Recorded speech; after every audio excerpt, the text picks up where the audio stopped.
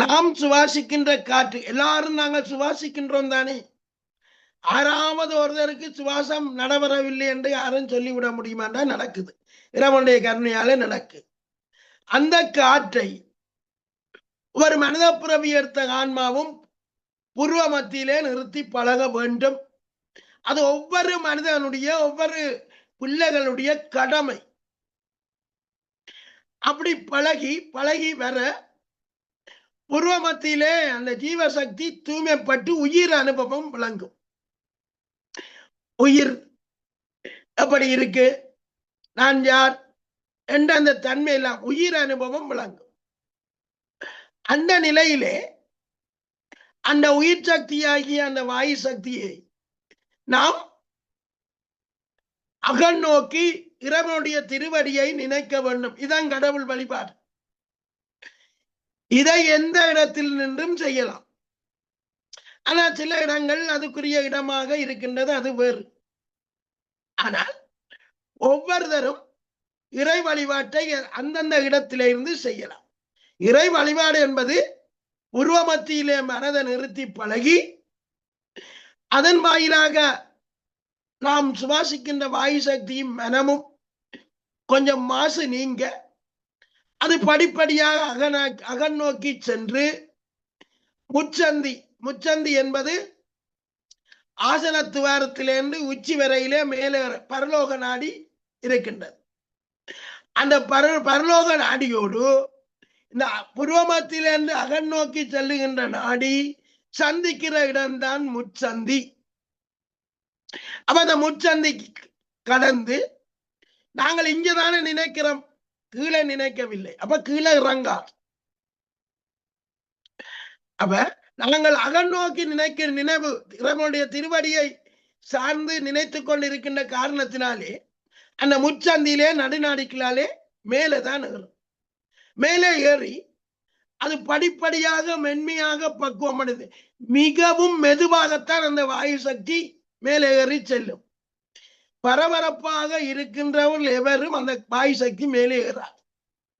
அது கீழாதாரத்தில் இருந்துதான் தொழிற்படுமே இல்லாது மேலே ஏற்றுவதற்கு பணிவு மிகவும் அவசியம். அந்த பணிவும் உண்மையான அன்பும் மிகவும் அவசியம். பணிவினாலே இப்ப இந்த உலகம் பரபரப்பினாலே கண்டது என்ன? அழிவுதானே. பணிவினாலே தான் ஒரு மனித பிறவி எடுத்த ஆன்மா இறையர்களை பெறுவது மட்டுமல்லாமல் ஆனந்தமாக வாழலாம், சச்சிதானந்தமாக வாழலாம். இல்லற சிறப்பு இருக்கும். பிள்ளைகள் என்றும் புன்னகையோடு இருப்பார்கள், சிரித்த வண்ணம் இருப்பார்கள், இனிப்பு கேட்க மாட்டார்கள். அவர்களுக்கு உள்ளுக்கு இருந்து இனிப்பு கிடைக்கும். அந்த இனிப்பு சுவையை மிஞ்சின சுவை இந்த உலகத்திலே எந்த இனிப்பிலும் கிடையாது. பிள்ளைகள் கூட சிரித்து மகிழும். அப்ப அத்தகைய ஒரு எல்லா சுவையும் நிறைந்த சத்து நம்முடைய சிதாகாசத்துல இருக்கு, அருள்மயமாக இருக்கு. அப்ப அங்கு அந்த இறைவனுடைய திருவடியிலே நம்முடைய ஜீவசக்தி சென்று தொழிற்படும் பொழுது ஆகாய பூதம் தான் அது சிதாகாசம் என்று சொல்லுகின்றோம்.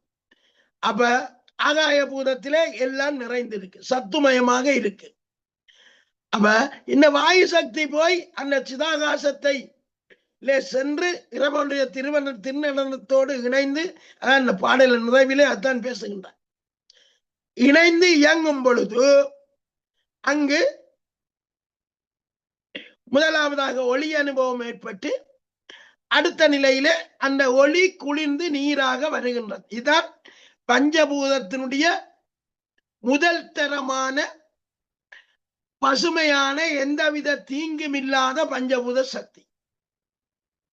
நம்முடைய உச்சிக்கு கீழே அண்ணாக்கு மேலே இருக்கின்ற பகரவடிவ குழியிலே அந்தரத்திலே ஆன்மா இருக்கின்றது. அந்த ஆன்மாவுடைய நடுப்பகுதியிலே சிதாகாசத்திலே இருந்து ஆகாசபூதம் இருக்கு. அந்த ஆகாசபூதம் அருள்மயமாக இருக்கு. அங்கு இந்த வாயு சக்தி தொழிற்படும் பொழுது அடுத்த நிலையில அருள் ஒளியோடு அந்த ஒளியோடு இப்ப நீரோடு பல சத்துக்கள் எங்களுக்கு கலந்து பல விதமான உப்புக்கள். இப்ப கிணற்றிலே ஒரு கேணியிலே நீர் அள்ளி குடித்தால் அந்த நீரிலே இந்த உடம்புக்கு தேவையான பல உப்புக்கள் இருக்கின்றன. தனிய நீரை மட்டும் நாங்கள் உண்ணவில்லை. அப்ப அதே போலத்தான் அந்த ஒளியிலேயும் எல்லா சத்தும் இருக்கு. இப்ப அந்த ஒளி அணு நீரணு குளிர்ந்து நீரணுவாக உருவாகும் பொழுது அங்கு குளிர்ச்சி ஏற்படும். அந்த நீர் தருகின்ற அந்த குளிர் நீர் அப்படியே அந்த பகரவடிக குழியினுடைய அடிப்பாகத்திலே தங்கும். அடிப்பாகத்திலே தங்கி அது படிப்படியாக வலப்பக்கத்திலே இருக்கின்ற நாடி மூலமாக அது கீழே இறங்கி மூலாதாரத்தை அடையும். மூலாதாரத்தை அடைந்து மூலாதாரத்திலிருந்து மேலேறி நாபிக்கமலத்துக்கு சென்று அந்த நாபிக்கமலத்துக்கு வேண்டிய சக்தியை வழங்கிவிட்டு கீழே திருப்பி மூலாதாரத்துக்கு இறங்கி இடப்பக்கத்தினாலே மேலே ஏறி இடப்பக்கத்தை சார்ந்த உறுப்புகளுக்கெல்லாம் அந்த சக்தியை வழங்கிவிட்டு படிப்படியாக இருதயம் உட்பட எல்லாத்துக்கும் சக்தியை வழங்கிவிட்டு 4 விரல் கடை நட்டத்தோடு 8ஆக அது மேலே உச்சிக்கு திரும்பி சென்றடைகின்றது. இதான் அந்த உயிருக்கு உயிராகி அந்த அமுத சக்தி இறங்குகின்ற வழியும் தொழிற்படுகின்ற வழியும் இதுதான். அது அப்படித்தான் அந்த நீர், அந்த ஜீவ நீர் உடல் முழுக்க பறந்து செல்லும் பொழுது எங்களுடைய உடலில் இருக்கின்ற உஷ்டம் தணிந்து ஒரு சமநிலைக்கு வருகின்றது. அதான் ஒரு நீர் தன்னுடைய பரிபூர்ண பயனை வெளிப்படுத்துகிற வெப்பம் எதென்றால் 4 பாக சீலான் வெளிப்படும். அதுக்கு கூடினாலும் ஆவியாகும், குறைந்தாலும் கட்டியாவிடும். ஆனால் இந்த நீர் எந்த மாற்றத்துக்கும் தோற்றத்துக்கும் ஆட்படாத நீர். எங்களுடைய உடம்பையும் உயிரையும் எந்த நிலையிலும் மாறுபாடற்ற நிலையிலே ஒரு நடுநிலைமையோடு சமநிலையிலே வைத்திருக்கின்ற நீர் இந்த ஜீவ நீர். அது 4 பாக சீலே இருக்கின்ற காரணத்தினாலே அந்த நீர் தான் அந்த நீருக்குரிய பண்போடு இருந்து 4 பாக சீலே இருக்கும் பொழுதுதான் நீருடைய உண்மையான பண்பு வெளிப்படும். அப்ப அந்த நிலையில இருக்கின்ற நீருடைய பயனை நாங்கள் அனுபவித்து வாழும் பொழுதுதான் நாங்கள் அகங்காரம் தணிந்து தற்போதம் இழந்து அப்படியே அமைதியாக ஆனந்தமாக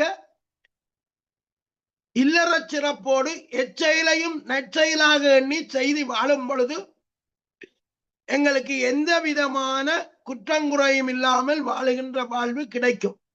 யாருமே இதிலே பயப்படக்கூடாது, ஆனந்தமாக இருக்கும்.